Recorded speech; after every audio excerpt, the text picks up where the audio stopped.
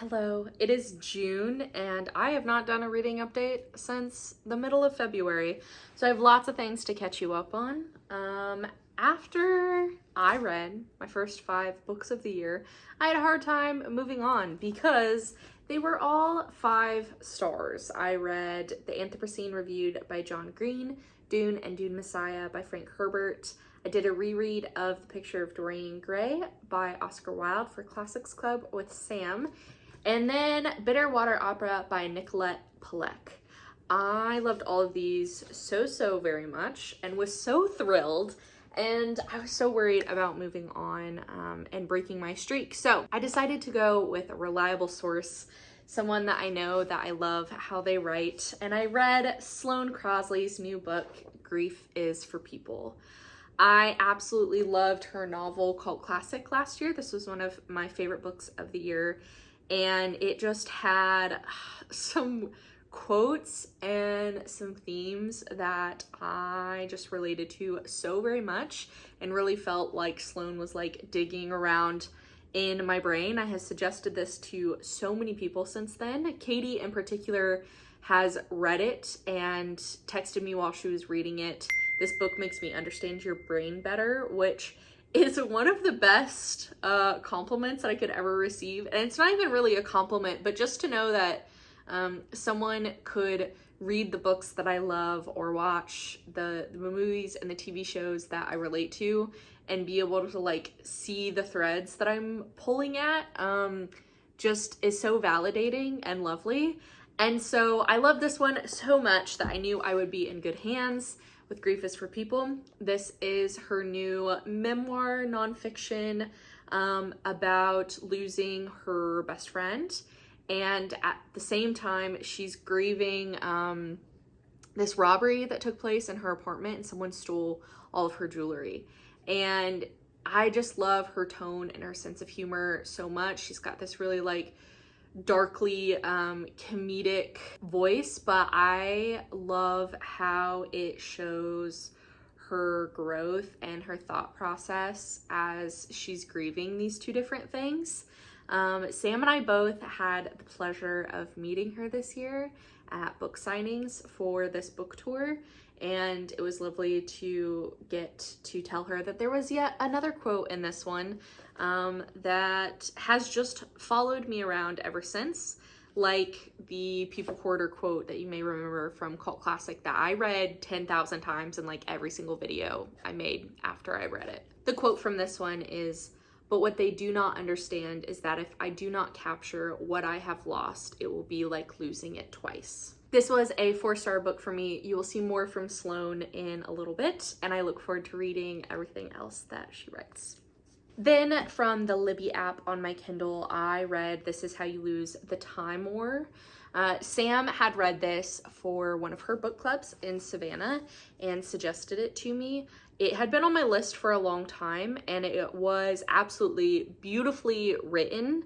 And I love the idea of 2 people writing it together. If you don't know, it's epistolary, and so it's like 2 different authors wrote each of the characters' letters, and I think that's just such a fascinating way to write a novel. In the end, it wasn't totally for me. It wasn't written in a way that my brain totally absorbed. I felt like I wasn't smart enough to totally understand everything it was getting at. So I gave this one 3.5 stars because I still totally respect it and understand why people absolutely love it. It just wasn't totally written in a way that I understood. Then it was already February 24th, time for me to reread Daisy Jones and the Six by Taylor Jenkins Reid. This has become one of my absolute favorite books of all time.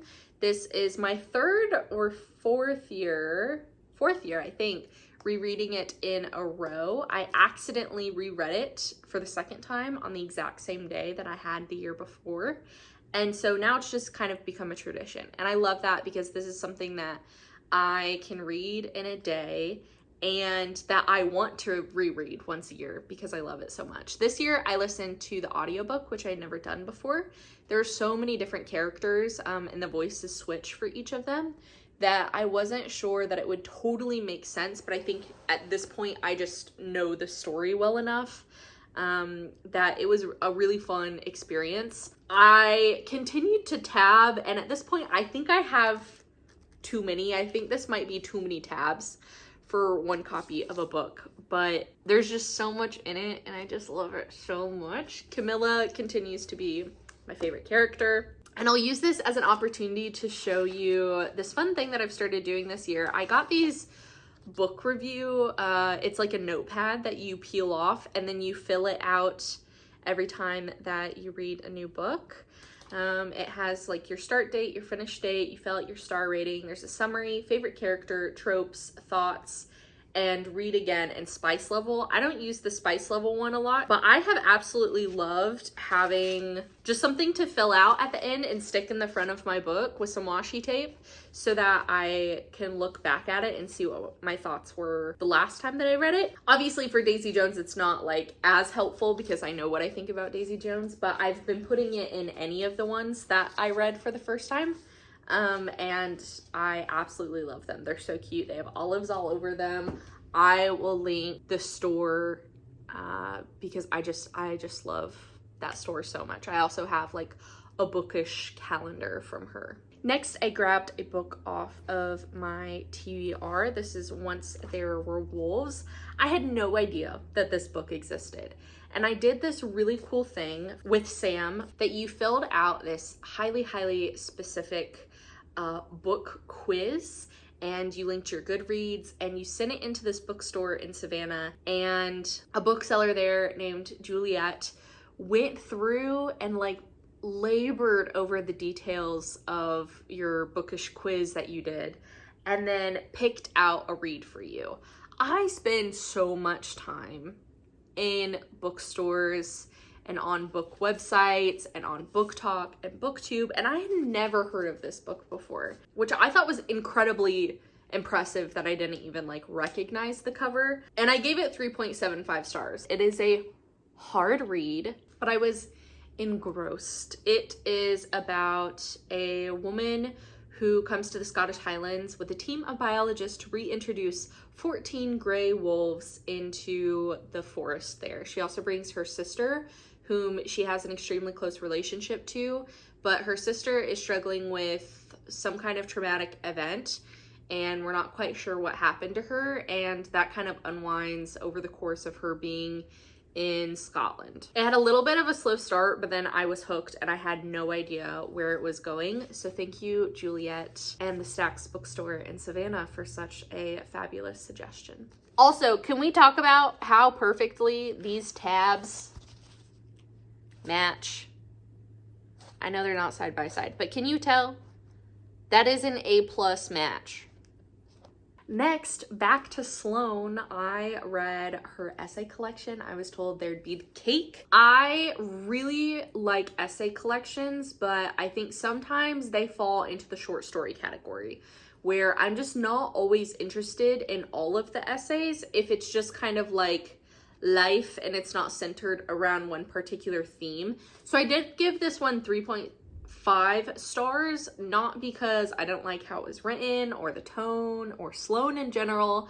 I just didn't care about all of the essays or all of what the essays were about. The essays in here that I did absolutely love were all pertaining to Sloane's relationship with New York. I'm such a sucker for any time that an author or songwriter or a filmmaker uses a city personified. And Sloane, anytime she was zoning in on her relationship with New York, I just loved all of the quotes and essays that came out of that. My favorite was, "What if this city makes me hate the world?" I, again, can't wait to read more Sloane and recommend anything that she has written. Then also off of my TBR, I read The House Across the Lake by Riley Sager. This one I didn't like nearly as much as The Only One Left, which is one of his more recent books that I really enjoyed. I was still like lost and had no idea where the story was going to end and was looking forward to finding out what was going on. But I would say it wasn't as revelatory as I felt like the other one was, but the other one is a haunted house book, so that might just be my preference, but I still enjoyed it. I gave it a 3-star, and I think this is my lowest rated book of the year, and not because it's bad by any means, it's just not hugely unique, I would say. Then I was very proud of myself for pulling another book off of my TBR, and this one was Berlin by B. Seton. I am obsessed with this book. This is one of those, like, I finished it and I just had to kind of like sit there and think about it and go back through all of my tabs. I've read through my tabs in this book so many times. This is a classic, like, woman on the edge. We've referred to it in the past as the Hot Mess Express, and I've just discovered that I'm just like so 50-50 on whether I like that genre, subgenre, trope, I don't know what you want to call it. I tend to like the books that, the Hot Mess Express books that are more like realistic, a real woman that doesn't end up like murdering everyone she knows at the end of the book. And this one is such a good mix of both things, where she's not necessarily a good person, but you're finding so much, or at least I personally found so much to relate to her over, that you're kind of sitting there and you're like, this is an anti-hero. I am not supposed to be like relating to her so much. And it just like really helps you think about the character, and there were so many good quotes, and it went on my long list of my favorite books. The voice in this one is so good. She has a whole bunch of footnotes, and her humor just came through so easily. I'm already looking forward to rereading this one, and I'm so happy that I finally got to it on my TBR. I gave this one 4.5 stars. Then I got 3 books from the library, and I read all of them right in a row before I returned them. That is hard for me to do. I'm usually the kind of person that, like, I'll find a whole bunch of books at the library and I'll check them out, and then I run out of time to read them, and then I don't end up getting to them. And I did all 3 of them.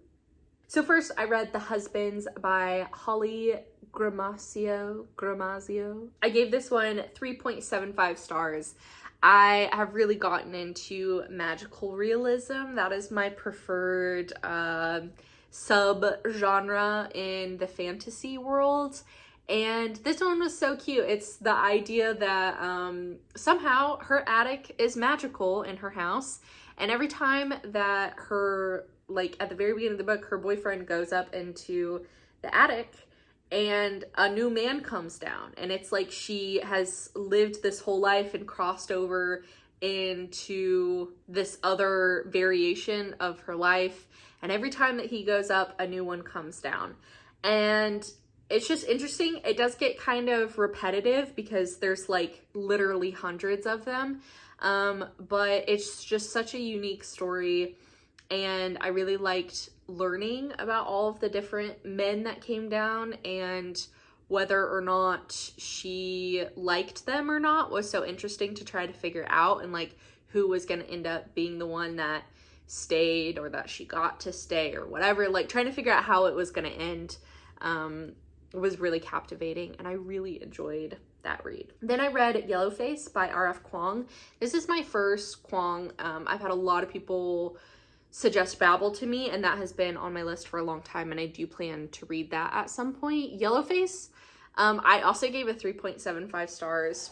It was such a great plot, but the main character was so hateable, and that is the point. That is the point. She's messing up.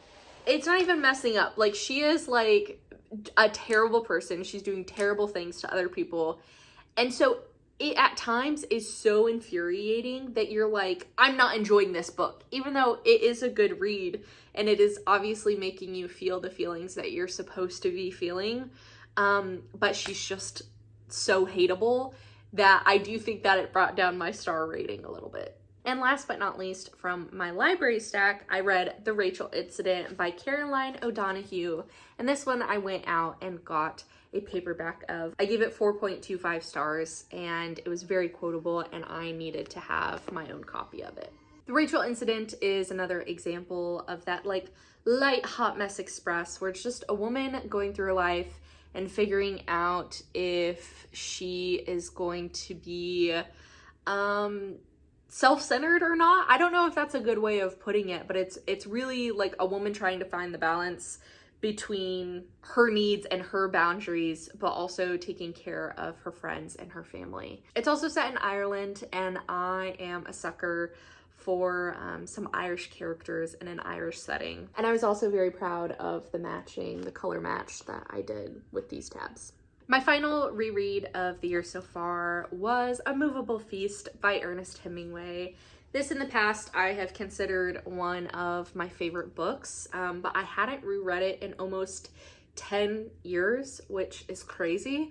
I read it for the first time right before I went to Paris for the first time. And then in May, I got to go to the Cannes Film Festival for work, and I flew out of Paris. So I got like 24 hours in Paris by myself, and I wanted to reread it before I got to do that. I gave this like a 4.25 stars, which honestly, it seems so asinine to try and rate some of these classics. This one, the most important part of it for me is that it's that like personification of a city thing. And it's old Ernie looking back on young Ernie's life. And so there's a lot of foresight that he gets to add to these memories. But ultimately, it was published after he died, before he got to like finalize this book. And so it's just kind of published as an essay collection. I would love to know how he would have published it, if it would have changed a lot. But because it's that essay collection, there are some chapters that I care about more than others. There's several about Scott, and so obviously my interest is piqued a little bit more there, but most of my favorite quotes are just about life in the 20s as an expat, as a founding member of the Lost Generation, and I just love it. During my trip, I read Didion and Babbitts from Libby on my Kindle. I do plan to get this book when it comes out in paperback. This is a non-fiction book written about the relationship between Joan Didion and Eve Babbitts. Eve is one of my favorite authors. She's so flawed, but I just love learning about her so much. And this book is mostly centered around her, and then a little bit with like her mentor relationship with Joan Didion. I really struggled with this book. I love the tidbits that I learned about Eve and Joan in that time period. And there were so many things that I was like, oh, there's no way that Daisy Jones isn't partially based on Eve Babbitts and Almost Famous, and I was picking out all these things, and I love all of those kind of tidbits, and there were some great quotes and ideas. But the author of the book, who has previously written a book about just Eve Babbitts, is very biased, and she makes that very clear, and so she does get some points for that. But when she's talking about like the different fights or whatever that Joan and Eve got into, she makes it so abundantly clear that she like doesn't think highly of Joan, and that was painful. Sometimes, like, she went on this whole thing about how she doesn't think that the Year of Magical Thinking is that good, or that like all that it's cracked up to be. And I'm like, you're a nonfiction writer. I don't want to know what your opinion is of the Year of Magical Thinking, which is one of the most like reviled nonfiction memoirs like ever written, and is a book that I personally like really changed the way that it shifted my perspective during a really important time in my life. And she went on and on about that at one point, and she just spoke so badly of Joan, and I think that there was a lot of patronizing going on between the lines. I really struggled with it. So I am planning on reading Hollywood's Eve, which is also about her and is only about, is also by the same author, only about Eve Babbitts. And I'm interested to see if that feels any different to me. But in the end, I still gave it a 3.75 because I did really enjoy all of the things that I learned about Eve and Joan. And it gave me this quote, which goes in the quote from Cult Classic that I refer to all the time, and the quote from Acts of Desperation that I've read nonstop. Like, it goes in that category, and I just can't stop thinking about it. The quote reads, "As if that weren't enough, there's your disposition, naturally romantic. Consequently, the melodrama of the image before you, larger than life, large as the movies, grips and beguiles. The longer you stare, the more susceptible you become to its dark fascination, its trashy, profound glamour. And then, just like that, your imagination is captured, your tastes formed. Even if you don't think much of the movies or the people that make them, your sensibility will be, from this moment on, cinematic. Hollywood, with its appeal to the irrational and the unreal, its provocation of desire and volatility, its worship of sex and spectacle, will forevermore be your touchstone and guiding light. Its ethos, your ethos. Its values, your values." I read that quote sitting on a plane on my way to the Cannes Film Festival, and I felt like it just so perfectly captured the trance that I feel like I've always been under when it comes to movies, and I just love it so much. So I still have to give her her flowers for that, even if I didn't necessarily love the viewpoint that she had throughout the rest of the book. I do not have it anymore, but also off of my physical TBR, I read Hidden Pictures by Jason Rekulic. I immediately gave this one to Katie because it's such a good thriller. I had no idea what was going on. Ultimately, it's not something that I would keep on my shelves, hence me giving it to Katie, but I had no idea what was happening. It kept me guessing until the end, and I loved the way it was printed. As you can imagine from the title, there's a child that draws pictures in the novel, and these pictures help inform the thriller and what our main character knows about whatever shady thing is happening.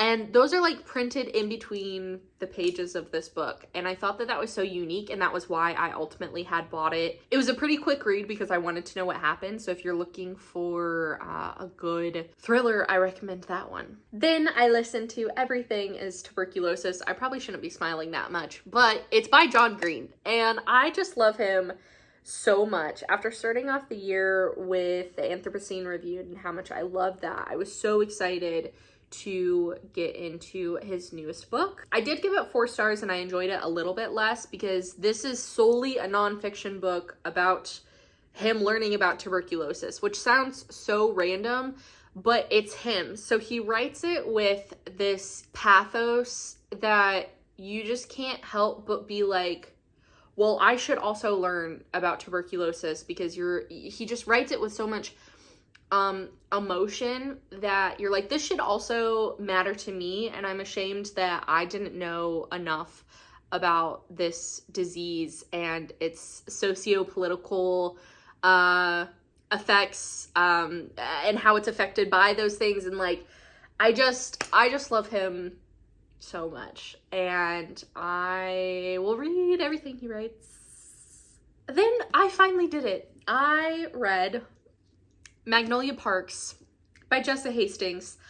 I have heard so much about this book, both good and bad. I follow some booktubers that absolutely love it, and I have also heard really terrible things about it. The little I don't know, blurb that I've heard everyone say is that it's Gossip Girl, but it's set in London. I've never watched Gossip Girl before, but I was just so hooked by how many loves do you get in a lifetime, which is the theme of this book that is repeated over and over and over and over again in different scenarios. And as this young woman, Magnolia Parks, is going through her life, she's coming up with different answers for that question. And it's about her and this terribly unhealthy relationship that she has been in for most of her life, and the boy that she sees as like her soulmate, the love of her life. And it is nasty at times, and I think very overwritten, and sometimes the quotes were very cheesy, But if you can just let yourself be in it, and like hand yourself over to the world, I was hooked.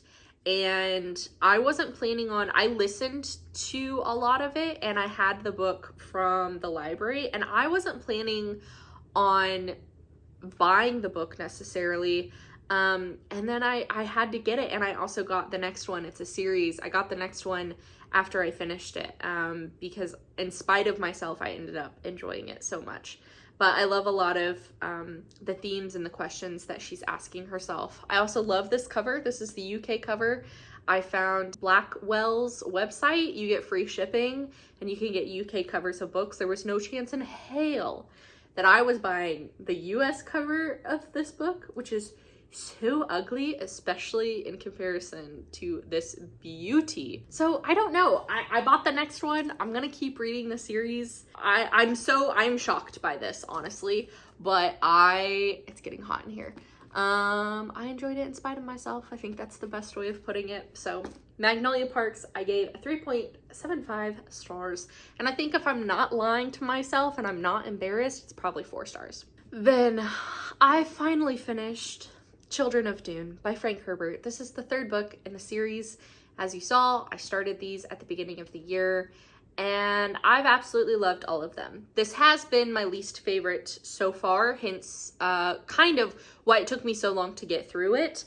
But a lot of that was also just I was traveling so much and I had lots of visitors, and it just took me a while to get to it. This, like the other two, is just so amazingly written. I told Sam, I was like, I don't think I can consider these books favorites of mine yet. I think I would need another reread, even though I've given them 5 stars.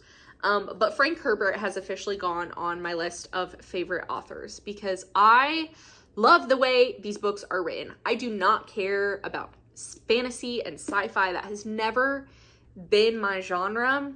And he's just a genius. He's genius. The shifting POVs, the only other time that I have seen that in a book done like this well is East of Eden by John Steinbeck.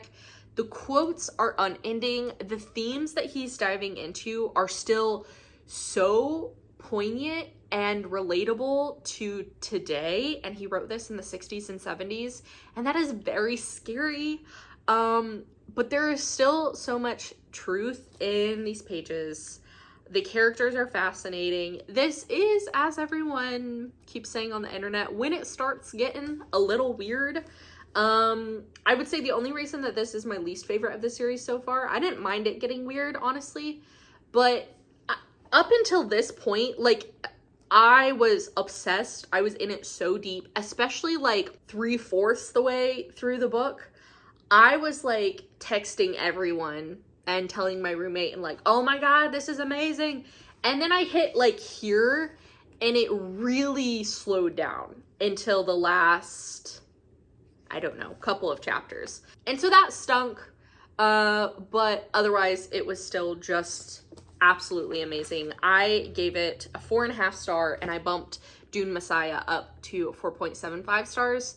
And I'm gonna continue with the series. I already have bought the next one and I'm really hoping that I continue to like it because I'm not a series person. I just don't have that many that I've ever gotten into that aren't YA, but having like these 3 on a shelf together feels so rewarding, and I just have loved them so much. Last but not least, a dollar book from the library sales section, The Wedding People. This was another one that Katie told me that she gave 5 stars and she just absolutely loved and she sobbed through. And I had seen lots of people say that on BookTube, and so I was always planning on getting it, but I was waiting for it to come out in paperback, and then this was at the library sale for $1. And so I went ahead and got it. I'm probably still gonna buy the paperback and then just move my tabs over and then I'll donate this back. But it was good. I gave it 4 stars. I don't want to ruin what it's about. But the character development was my favorite thing about this book. Getting to see, especially the way our main character evolves over the course of this book and the different people that she interacts with, I thought was just really important and really beautiful. And I'm looking forward, you can't even see them because they blend in with the pages, but I'm looking forward to scooching my tabs over when the paperback comes out. So my goal again for the year is 50 books, as it has been the last couple of years now. I'm now at 23 books, and so my Goodreads tells me that I am right on track. I have started a couple other books, DNF'd a few things, gotten rid of a few things, and I just restarted a reread of The Summer I Turned Pretty in anticipation for the 3rd season coming out next month. I have talked about it before, but these books just mean so much to me and have been some of my favorite books. My favorite books besides The Great Gatsby since I was 12 years old. So I am, of course, just loving my reread so far. And I'm sure I'll get through those very quickly. On top of them being YA books, I've just literally reread them more times than anything else that I've ever read, so I get them done very quickly. So those will probably be my next couple of reads. I also want to reread the Hunger Games books this year. I still haven't read the 4th book, The Ballad of Songbirds and Snakes, because that obviously came out much later after the original trilogy came out. And I want to read the new book about Haymitch. And what else am I planning on reading? I still have a little stack of TBR books. I got through so many last year and I'm still very proud of myself for that. And then I've done a couple this year, but at some point I need to lock in and finish those up so that I can feel a sense of completion and accomplishment over my physical TBR.